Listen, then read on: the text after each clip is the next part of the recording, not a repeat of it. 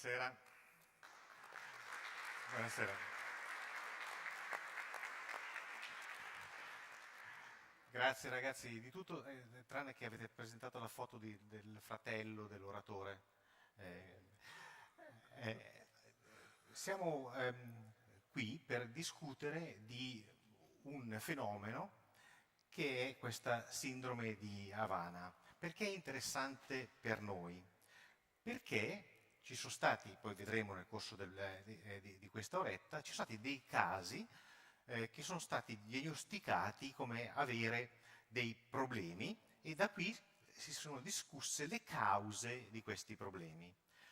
A noi interessa guardare questa storia, ma discutere com'è che si è sviluppata nei giornali scientifici, nei giornali, nei periodici, nelle televisioni, l'idea che ci fosse una sindrome che alcuni pensano sia reale, altri pensano sia invece spiegabile con altre ragioni, e invece di discutere sulla esistenza di una nuova sindrome si è incominciato a discutere delle cause di questa sindrome.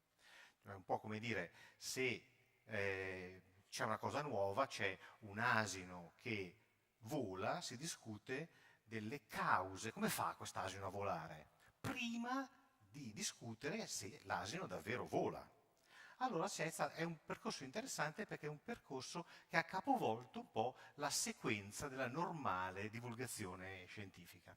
Ne parliamo con il professor Valdes, che è un neuroscienziato, che è il direttore dell'Istituto di Neuroscienze a Havana, l'Istituto di Neuroscienze cubano a Havana, e che è stato uno dei protagonisti di questa storia sul piano scientifico ma anche sul piano politico, perché poi è diventato un caso politico. Mitch è uno scienziato noto sul piano internazionale, ma è anche un amico, noi ci conosciamo da 30 anni e abbiamo litigato poche volte. Allora, incominciamo ad ascoltare la storia e poi ne discutiamo insieme. Per piacere diamo il benvenuto al professor Valdes.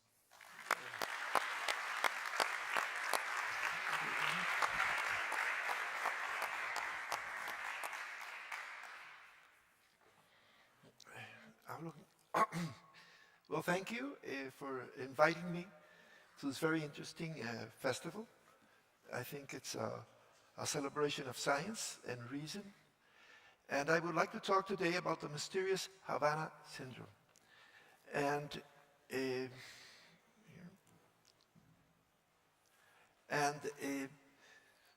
Havana syndrome, many people have heard about it. It's been in the newspapers all over the world.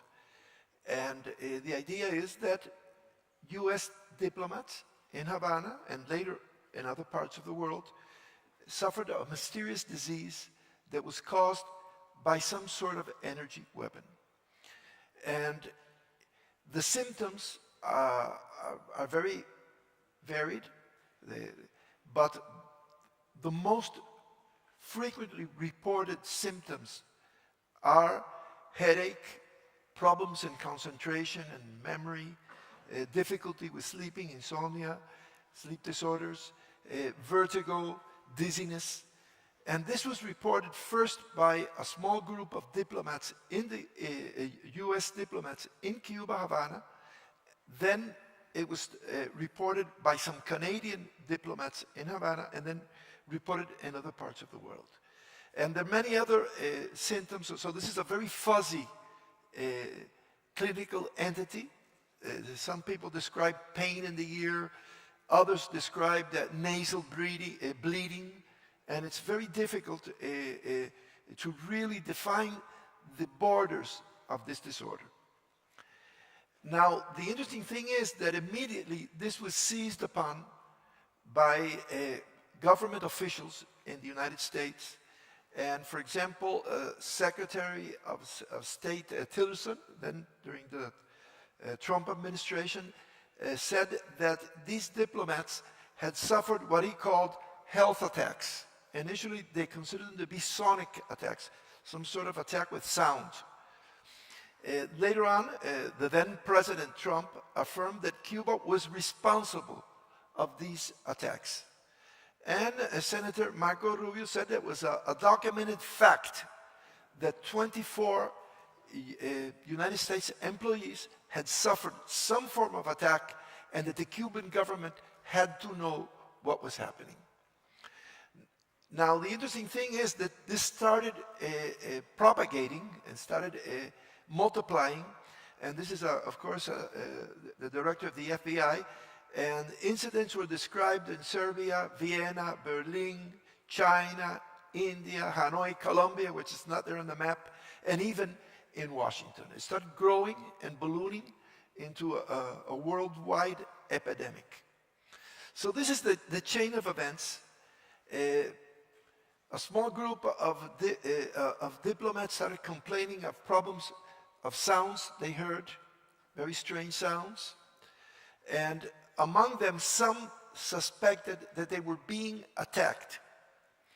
And immediately, some doctors and some government officials supported this idea. They gave credence to this idea. Later on, several scientific publications were made supporting the idea. We'll talk about this later on. And the National Academies of Sciences, Engineering, and Medicine of the United States, so this is NASEM, made a long report created by a blue ribbon standing committee panel that they created, and suggested that the symptoms of these diplomats could be due to microwaves.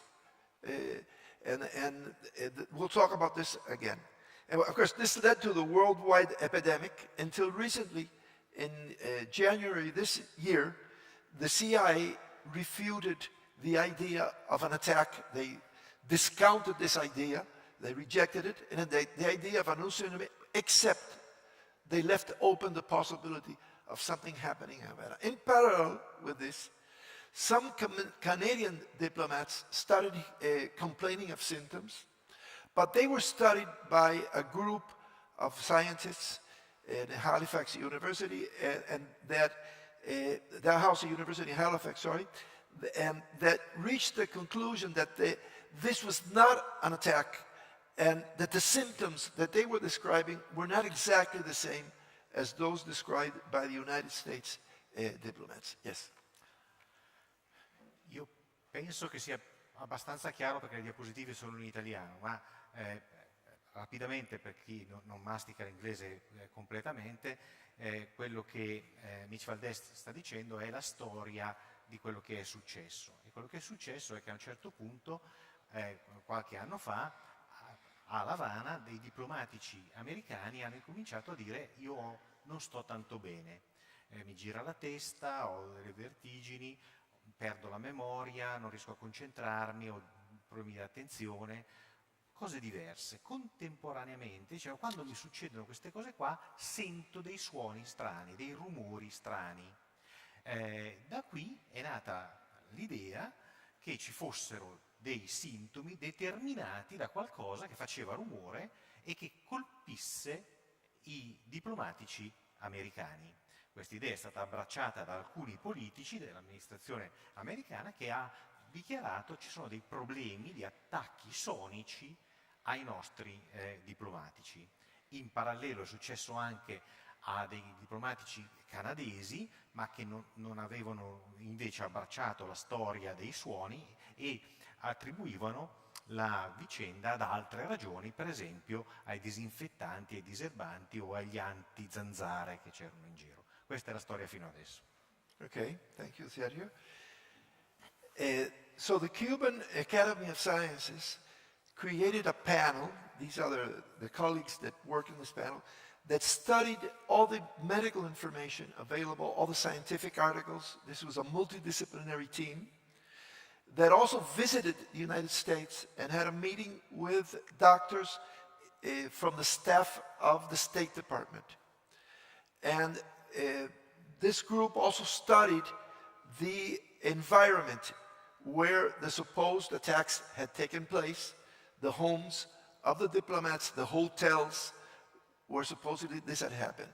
And last year, this committee of the Cuban Academy of Sciences published a report with our conclusions. And this is the content of what I will talk about now. So basically, the idea of this mysterious syndrome is that a group of US government employees and some Canadians were attacked by a mysterious form of energy weapon that created a completely new disease, a new syndrome, and that had an invisible brain damage as the underlying cause. So this is the basic idea of this narrative. This is like a story that was propagated and replicated all over the world in the media. And this is an almost official version because the mainstream media, certain sectors of the US government, some politicians, special interest groups, supported this idea. Now, this is an extraordinary narrative. It's a chain of events that is very, very extraordinary, and thus, to believe it, it requires strong evidence. And this evidence does not exist. The whole narrative goes against what is established science. So the two things we have to examine are, we will look at the evidence, or the lack of evidence, for this story. But the second, perhaps most important question is, why a narrative that goes against science could have prospered and propagated around the world. Okay, so this narrative of the mysterious syndrome has several claims, 6 claims. The first is that we have a new syndrome that is homogeneous in the sense of its symptoms, and that the whole group of persons that suffered from this have the same clinical entity. So this is the first idea. The second is that there's brain damage. It's possible to demonstrate brain damage, and that the brain damage occurred when they were in Havana. The third idea is that there does exist a form of energy that can go through barriers, act at a distance, and selectively damage the brain of the persons that were involved. The fourth idea or claim is that there is that weapons that can do this exist, and they can be demonstrated. And we could actually say that these weapons exist. The fifth claim is that there's evidence of an attack.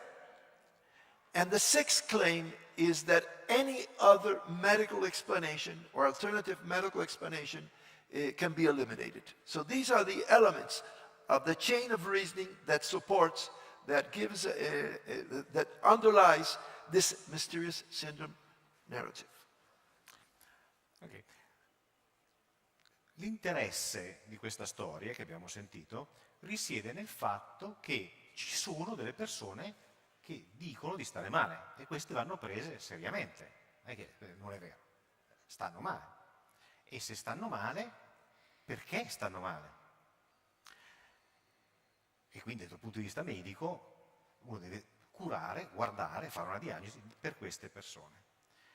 Ma la storia ha preso una dimensione che tracima il concetto di patologia di queste persone e diventa un caso internazionale, perché invece di guardare da subito come si sviluppa questa sindrome, quali potrebbero essere le cause mediche di questa sindrome, si è accettata l'idea che fosse dovuto a un attacco militare, prima di validare l'esistenza di una sindrome. E quindi, come diciamo all'inizio, si sono concentrati gli sforzi nel determinare la causa di questa sindrome. Quello che e ci sono stati 2 documenti paralleli, uno degli Stati Uniti e uno del governo di Cuba. Quello che Valdes ha fatto adesso è riassumere questi 6 punti che questo comitato di scienziati cubani ha portato avanti per dire va bene, accettiamo l'ipotesi che ci sia questo problema, ma siccome è un'affermazione straordinaria, queste affermazioni straordinarie necessitano di prove solide. Quali sono le prove che sostengono e l'esistenza di una sindrome e la causa che potrebbe essere quella identificata dai documenti nordamericani? E loro hanno iniziato questi 6 punti, dico, se questo è vero, bisogna provare 6 affermazioni straordinarie. E adesso le guardiamo una per una. Okay. So let's look at the first claim, that this is a new syndrome and it's all the cases present the same symptoms. First, the US studies by government agencies like the Centers for Disease Control, CDC, or the National Institutes of Health recognize that this is an heterogeneous group. In fact, the State Department officials have said that it's very difficult to know who to include and who not. Second, the symptoms, the most frequent symptoms, headache, sleep disorders, dizziness, are very frequent in other diseases and other very prevalent diseases that can be found in the general population in a high prevalence. The other thing is that the few cases complaining of these disorders that we were able to study in Cuba by Cuban doctors, immediately it was possible to identify very common diseases as a cause. For example, one case I remember was a person complaining, a diplomat from another country, not from the US, complaining of hearing problems and strange sounds, and this person was a diver, deep sea diver, and had bottle trauma, had damage to the middle ear. So every case the few cases we could study, immediately a very common explanation was found. And the last, there's this group in Dalhousie University, the description of the cases from Canada, the Canadian cases, is different from the cases described in the US. Though they suspected that they were objects of attack, they were being attacked, when you look at the symptoms, they're completely different. So the idea that this is one new syndrome with common symptoms is not possible to defend. You can't defend this idea. This is the first point. The second point is even more problematic. The idea that there's brain damage causing these symptoms and these cases was based on 2 articles from published in the Journal of the American Medical Association. But these articles have very severe flaws, methodological flaws, which were immediately criticized by the scientific community. There's no evidence, no real evidence of brain damage. In fact, as something that was discussed in Cortex by, and Sergio here played an important role in this, the neuropsychological testing had severe problems. I don't know, Sergio, would you like to comment on this? Yes? Yeah, I'll do that. Yeah.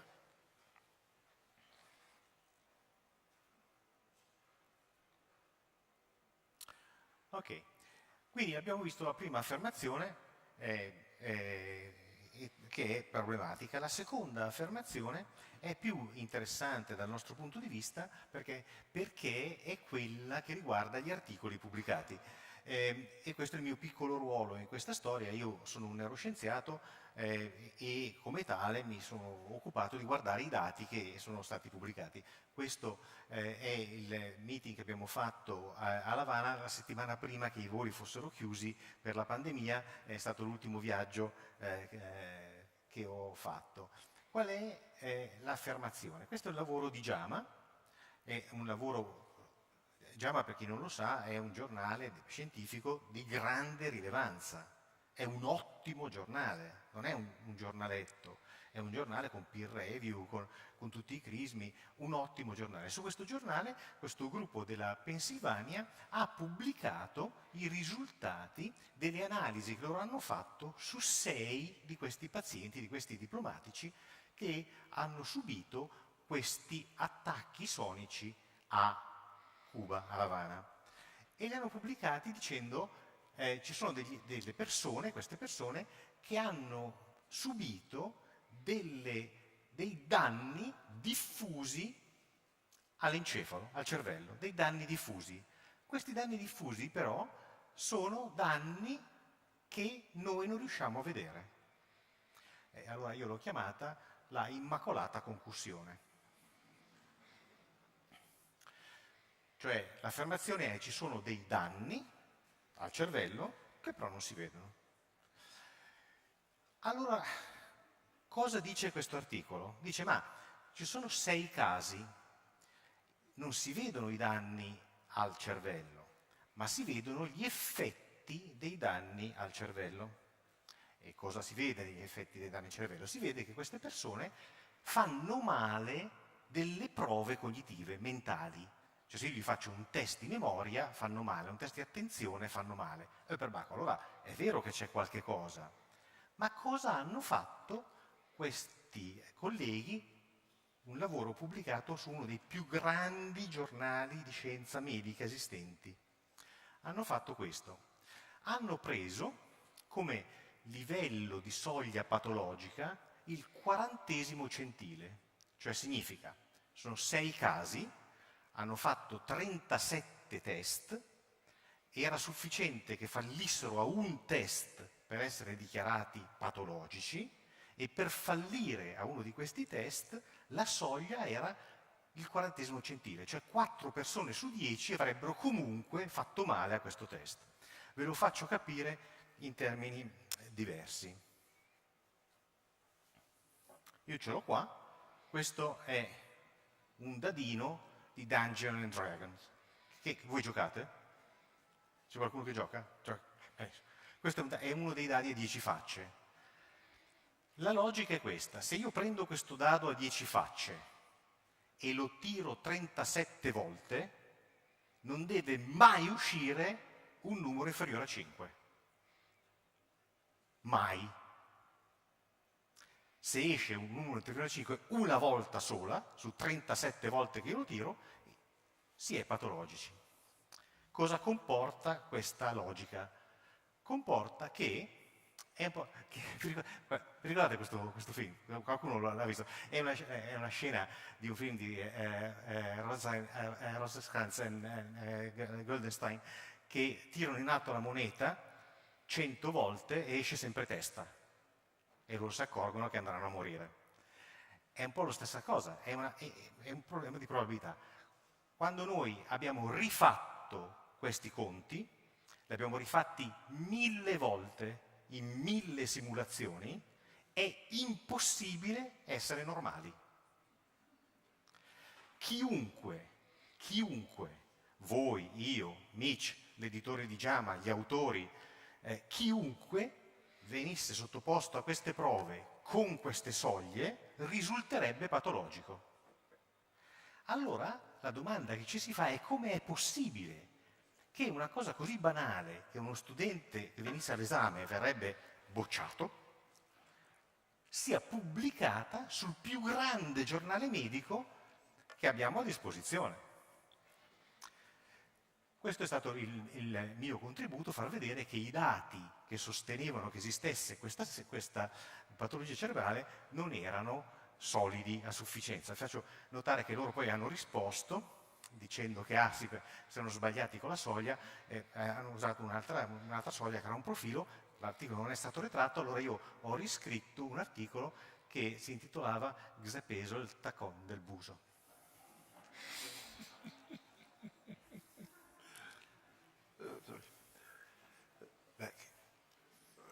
Back here to finish.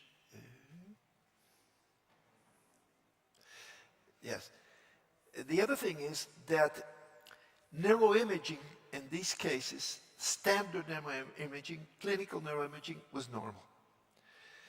Then a second paper in JAMA was published with a complex mathematical analysis, non-standard, not accepted clinically, that had a very curious detail. Several of the cases had previous evidence of brain damage before coming to Cuba. And when they were eliminated from the analysis, all the results that were described disappeared. They were non-significant. So essentially, narrow imaging was normal. In fact, the report from the National Academy of Sciences of the United States recognized that the narrow imaging was not useful. The Canadian results were not the same as the US results. And what was described in the US results, some areas were hypernormal and some were subnormal. It was a typical result where you have many tests, and some give positive and some negative. This is very suspicious. And the report from the National Academy of Sciences recognized that the clinical tests were not convincing. So we look now to the next claim, that there exists a form of energy that can influence the brain of a person from a great distance, and it can go through physical barriers. Well, in first place, any form of sound is not plausible. To damage the brain with sound, you first have to destroy the ears, and this did not happen in any of the cases. This is impossible. And the idea that microwaves could cause this is not, lacks scientific support. I'm going to show you some data later on. The majority of the physicists and engineers we've discussed with, including from the US and from Europe, simply do not agree with this microwave explanation. There's something called the Frey effect. If you're near a radar, you hear clicking sounds in the head because the radar induces in the head a small heating, just fractions of a centigrade of heating, and that produces the sensation of a sound. But the Frey effect is not valid as an explanation. It simply cannot produce damage to the brain. Now, the interesting thing is the US government asked a very select group they have called the Jason Group that it's a think tank for the US government, for the defense community of the United States. They asked them to make a report. And this report was put into a shelf. It was put into a drawer. It was kept secret for a whole year. And the conclusions of this report is that none of these energy weapons exist. In fact, this is from the Jason report. This is the Jason Group has been working with the US defense community for years.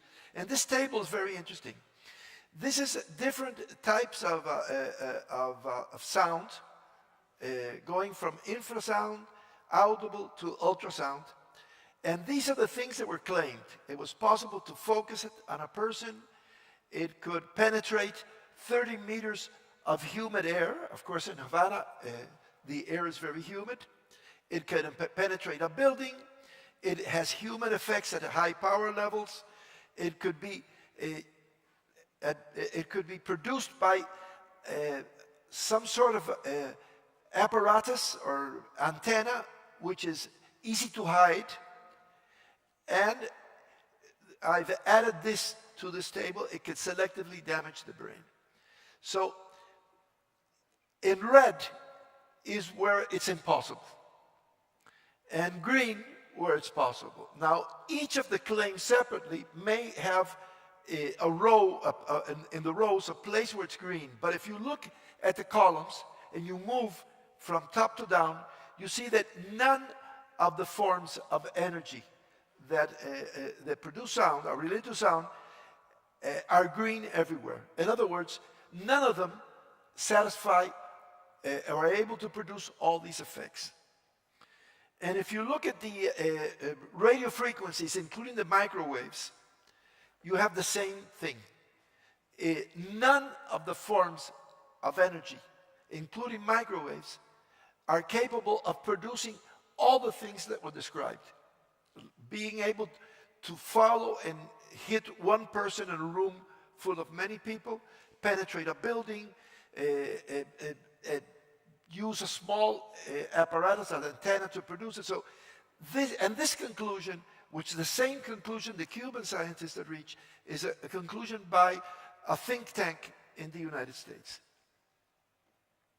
And the Jason report summary is that simply, again here, green, it's possible, red, it's not possible. None of the forms of energy can satisfy all the things described that supposedly happened to the US diplomats. You want to? Ok, mi dice, ma anche assumendo che ci sia questo problema e anche assumendo che non possa essere spiegato altrimenti, e quindi assumendo che ci sia una causa e assumendo che questa causa sia quella che ci viene detta, come sarebbe possibile? E per dire che dal loro punto di vista questo è molto difficile sia possibile, invece di usare i loro dati ha presentato i dati del rapporto JSON.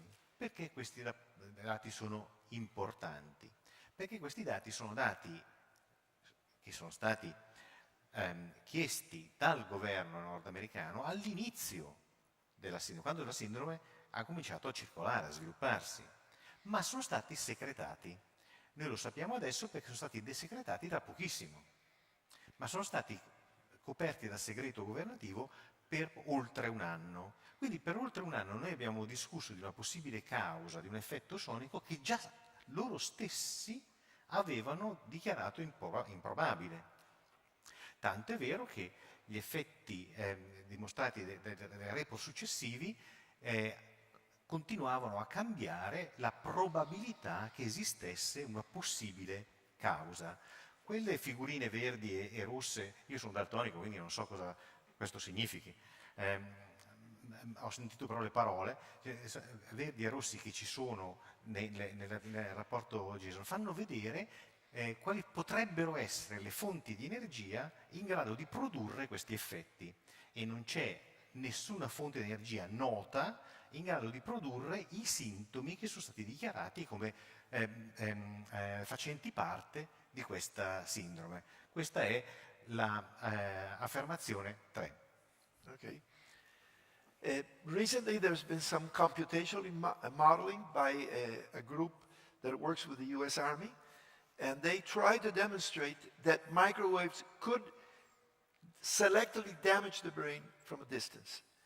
And we redid all these calculations, and the size of the antenna is impossible to hide if you would try to do this.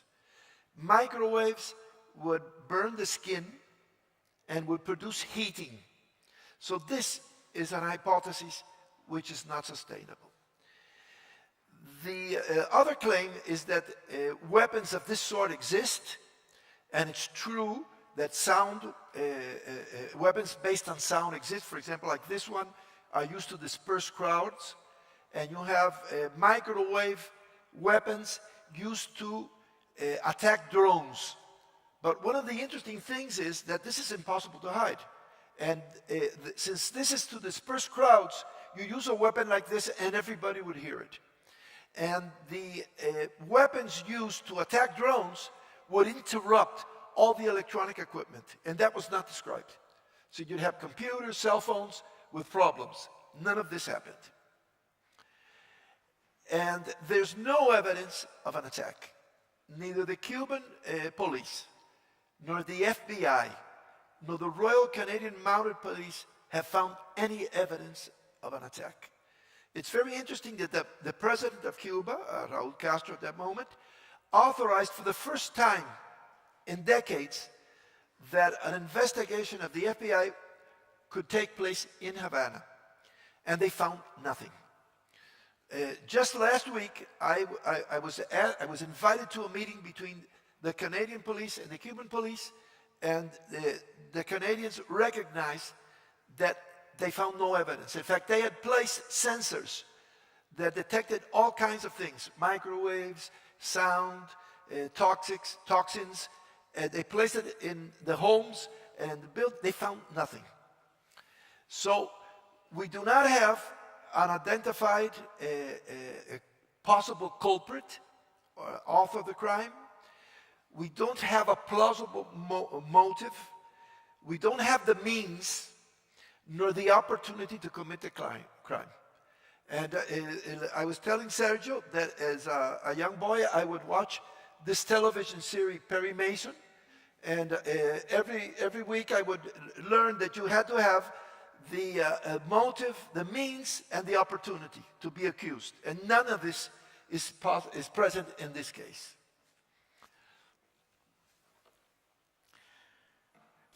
Quindi Nietzsche dice, assumendo quello che abbiamo deciso di assumere, vediamo se ci sono queste possibilità. E abbiamo visto che non c'è nessuna possibile arma sonica, ma ci sono in realtà delle altre armi in giro. Per esempio ci sono queste armi che disperdono la folla, ma sono molto grandi, sono difficili da nascondere, ma soprattutto non colpirebbero soltanto i diplomatici americani. Perché tutti gli altri non le sentono? Perché i diplomatici spagnoli non le sentono? Perché deve essere selettiva, ci vuole qualcosa di selettivo. E per essere selettivo, se fosse un suono che fa male al cervello, dovrebbe bruciare i timpani. Come entra nel cervello un suono che fa male al cervello se le orecchie non sono toccate? Allo stesso modo, se fossero delle energie di calore, come le fonti di microwave, se fossero individuali, le persone colpite dovrebbero avere la pelle bruciata. Come si brucia il cervello dentro se non si brucia prima la pelle? Tutto questo non è mai successo in nessuno di questi casi. E quindi loro dicono, ma se non c'è nulla e questo è impossibile, perché si continua a parlare di una sindrome che non è mai stata trovata? E allora hanno invitato l'FBI, lui dice per la prima volta da quando c'è una discussione politica tra Cuba e gli Stati Uniti che è data da parecchi decenni, per la prima volta è stata ammessa una commissione dell'FBI a controllare l'esistenza di questi possibili attacchi. Sono stati invitati, non hanno trovato niente, i canadesi sono venuti, non hanno trovato niente, e allora il problema è di cosa stiamo discutendo. E lui dice, è come quando ero ragazzo, che mi si diceva, c'era Perry Mason, che i meno giovani di noi si ricordano, e diceva ci vogliono delle ragioni, ci vogliono delle cause, ci vogliono un ragionamento, non basta un'idea, una speculazione per fare un colpevole. Okay, so the sixth claim is that no other medical explanation is possible, is also false. There are two alternatives that have been discussed, that some sort of intoxication took place in some cases. This is the hypothesis of the Canadian scientists. And the other, I think the most important explanation, is that there's some sort of psychogenic induction of the disorder. And very related with this, or on that same thing, that there could be functional neurological disorders. The toxic hypothesis has not been eliminated, and it could be valid, for example, for some cases. But it's interesting that the National Institutes of Health, NIH, recognizes that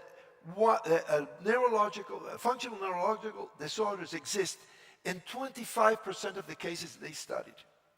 And the CIA, when they decided to simply eliminate the possibility of this worldwide attack, they reached the conclusion that of these 1,000 cases that have been reported around the world were not caused by an attack by some adversary of the United States, and that they were probably due to environmental causes, non-diagnosed medical conditions, or stress.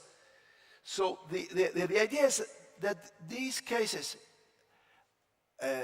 are not faking the disorder. They really feel ill, but the explanation is not due to a mysterious attack. There's an alternative explanation. And the idea that they feel ill is amplified by the belief that they have been attacked. Usually when there's the psychogenic transmission of symptoms, figures of authority should contribute to dampen the transmission. But in this case, what happened was the opposite. Some doctors started saying, oh yes, there's an attack, and some government officials, as I showed you in a slide, say, yes, there has been attack.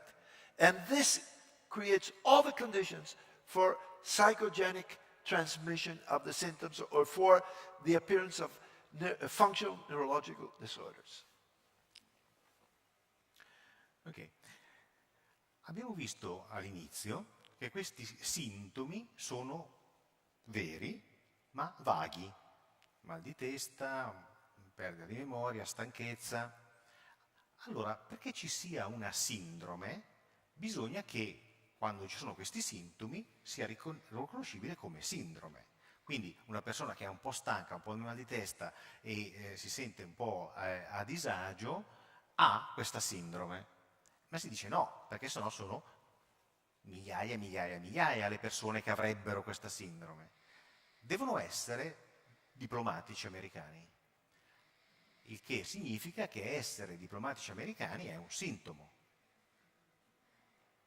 Cioè perché ci sia questa sindrome io devo essere un diplomatico americano, quindi essere un diplomatico americano fa parte della costellazione sindromica.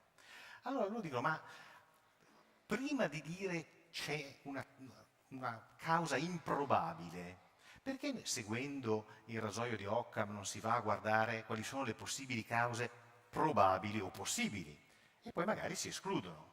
Per esempio, ci sono delle possibilità che questi sintomi che sono veri, che vanno curati e che vanno presi seriamente, siano dettati da particolari condizioni di lavoro, condizioni ambientali che fanno sì che uno abbia mal di testa e si senta un po' a disagio.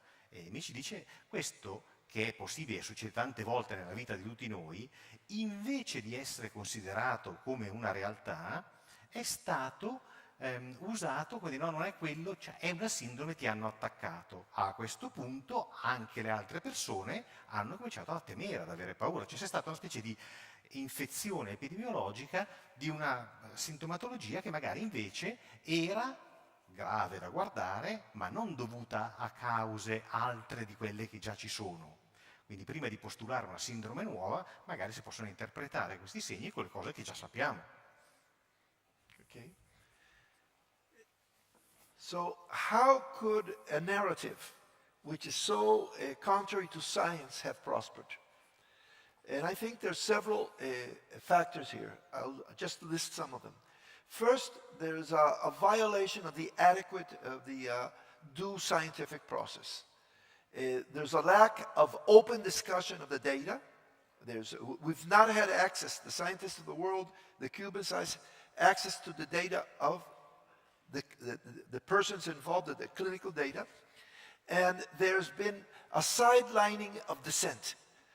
We know, for example, that the meeting of the National Academy of Science in the United States, people that thought that there was a psychogenic explanation were first invited and then uninvited. Second, figures of authority in the government and the medical community reinforced the idea of a false cause for real symptoms. So we're saying the symptoms are real, the explanation is not real. And the figures of authority reinforce this. We think that the review process in the scientific journals, and specifically JAMA, failed. In fact, we know that now that many people, many scientists who reviewed it disagreed with the publication of some of the papers, but they were ignored. And this, maybe Sergio has some information he could give about this. We think that this was used by political groups that had a conflict of interest, and they wanted to use this to damage Cuba.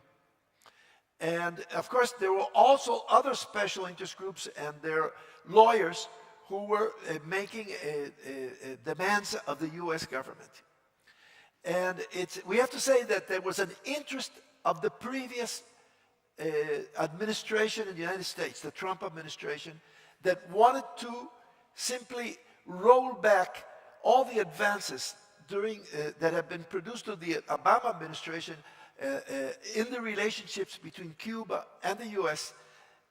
They wanted to roll it back, and there's the indifference of the present administration, which is hostage to the local politics of Florida, which is also one of the conditions for the reasons this could prosper. And the other thing is that this news has been covered systematically, in a systematic and coordinated way all over the world by journalists that specialize, reporters that specialize in security, military questions, but were not specialists in science. And there's been not enough coverage of this story by journalists specializing in science. So this is what we think created the conditions for the propagation of this non-scientific narrative around the world. And I would like to finish just speaking about the human cost of this. Just like the idea of the anti-vaccine campaign, this has cost lives. It contributed, for example, that to justify the embargo of the US government against Cuba in the middle of a crippling pandemic that was affecting the whole world.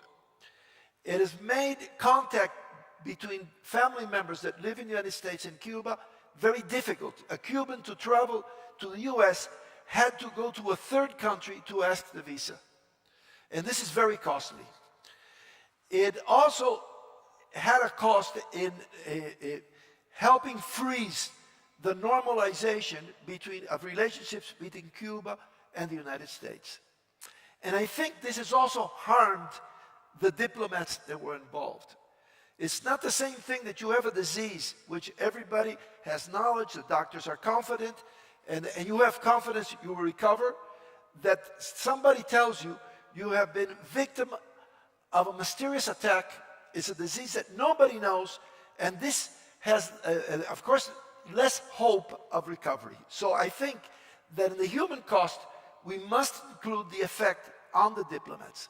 So this is something which we have to analyze from the scientific point of view, but we also have to look at the human cost of this whole incident.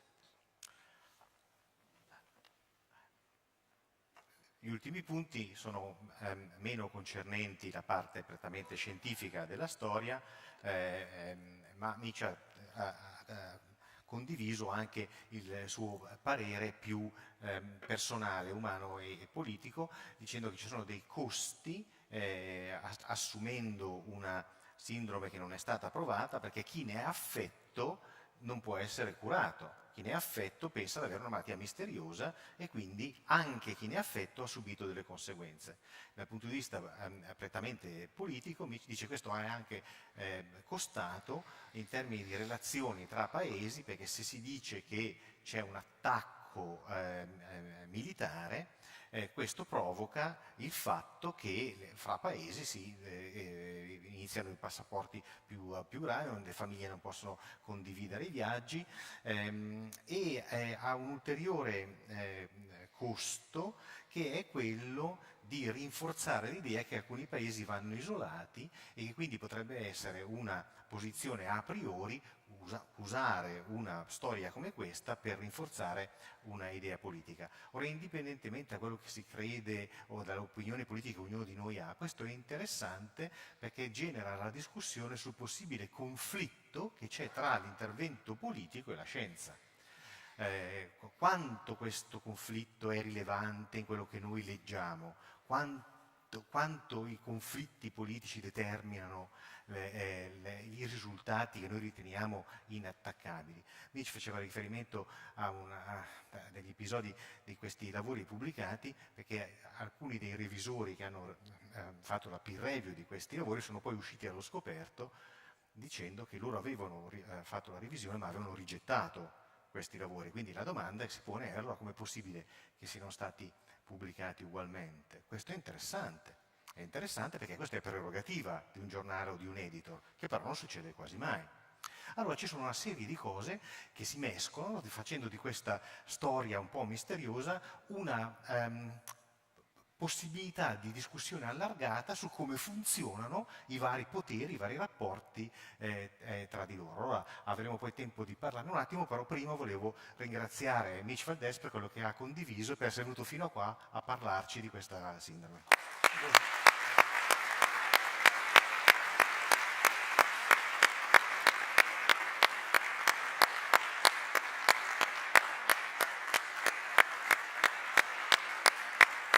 Any questions?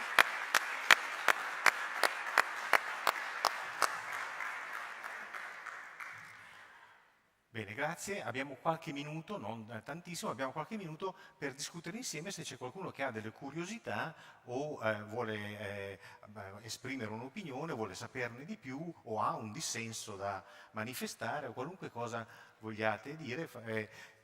Abbiamo un microfono, lo tieni tu il microfono? Abbiamo un microfono, o se vi vergognate di parlare, potete parlare in italiano ovviamente, si traduce, oppure potete parlare in inglese o in spagnolo o in parsi, ma nessuno vi capisce. Prego.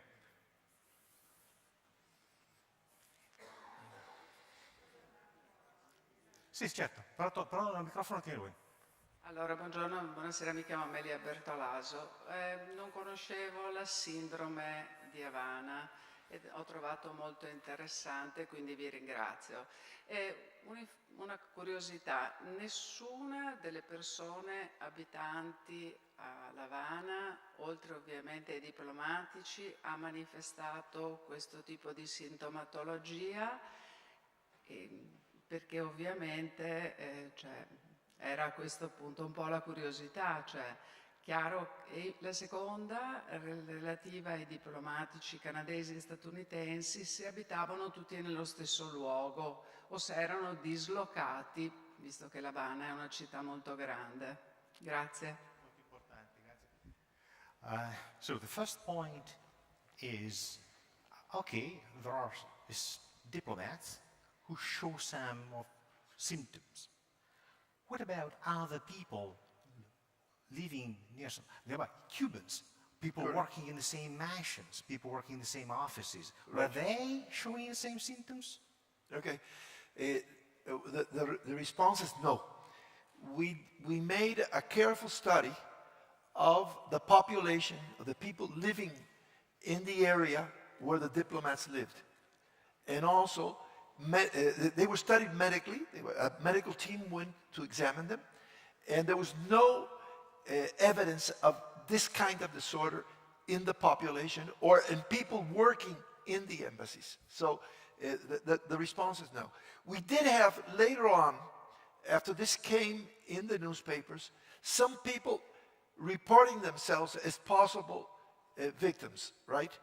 But for example, just a month ago, a person came, but this person had epilepsy. When we studied the person, there was a clear medical explanation for the symptoms the person was suffering from. Ok, poi arriviamo alla seconda domanda, la risposta è no, come avete sentito, no, si dice così sempre, no. Non solo loro lo escludono, ma sono andati a guardare casa per casa dove tutti questi casi c'erano e hanno anche analizzato le persone che lavoravano in queste case, che facevano le pulizie o che lavoravano negli uffici, e nessuno aveva denunciato o manifestato questi sintomi. Ma interessante è che quando poi la notizia è uscita e è andata sui giornali, molte persone che non abitavano neanche lì, che abitavano in giro, hanno detto ma io ho anch'io questi sintomi. Questo è quello che dice Amici. Io aggiungo che siccome a un certo punto mi ero esposto con quei dati che avevo fatto vedere sulla discussione scientifica, io stesso ho ricevuto decinaia, centinaia di messaggi di persone che dicevano mi curi perché io ho la sindrome di Havana. E allora la mia risposta era semplicemente ma lei dov'è? Dice ma io sono a Monza.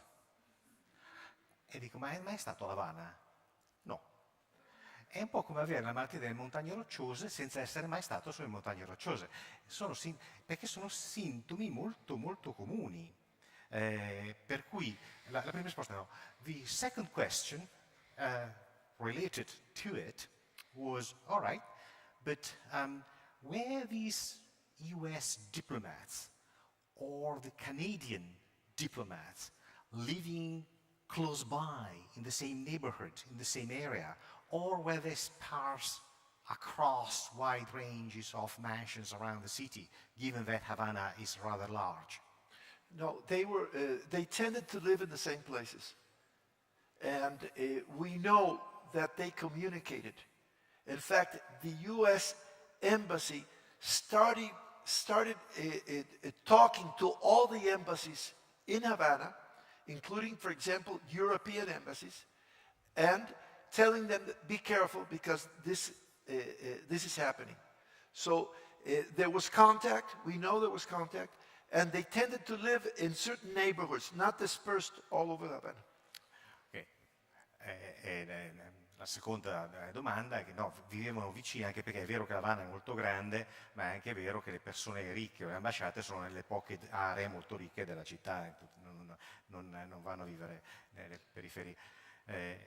E la risposta è che vivevano vicini, ma soprattutto ci sono delle prove documentali che ci sono stati degli scambi di informazioni e che dopo questi scambi di informazioni il numero di persone che pensava di avere questi sintomi è aumentato sempre nella stessa zona, cioè come il vicino di casa che ha qualche cosa lo dice ah no, anch'io ho un po' di mal di testa, avrai la sindrome di Havana. Va bene, abbiamo ancora un paio di minuti prima di chiudere, se c'è qualche altra curiosità. Scusate, se sono corte riusciamo a fare tutte e due. Prego. No, non tieni il microfono.